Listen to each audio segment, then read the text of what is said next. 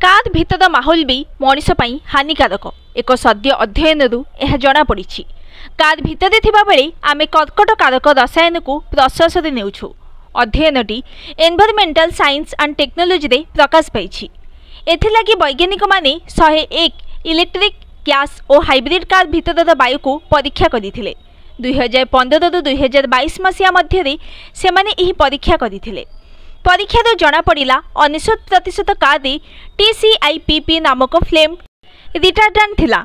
एक संभाव्य कर्कटकारक तत्व भावे अमेरिकीय जातीय टॉक्सिकोलॉजी प्रोग्राम द्वारा यहाको नहीं जांच करिछि।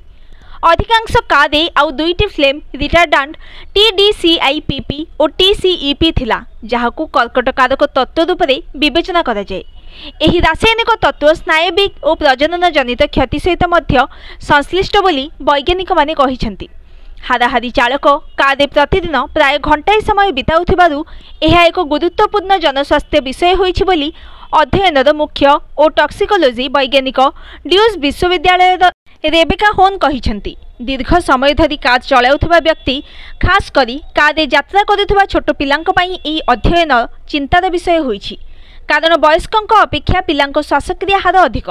अध्ययन अनुसार कार भितर थिबा विषाक्त रासायनिक वायुर मात्रा खरा दिने सर्वोच्च थिला, कारण कार उपकरण गुड़िक उत्ताप जोगु अनेक रसायन उत्पन्न होइथाय। कार भितर कर्कटकारक तत्वगुड़िकर उत्स हेउछि सीट फोम। कार निर्माणकारी कंपनी सीट फोम और अन्य उपकरण रे विभिन्न घातक रसायन पकाई थांती बोली वैज्ञानिक माने कहिसेंती। एही विषाक्त रासायनिक तत्व जान भितर वास्तव में कौनसी सुविधा प्रदान करती नहीं बोली अध्ययन स्पष्ट करिछि।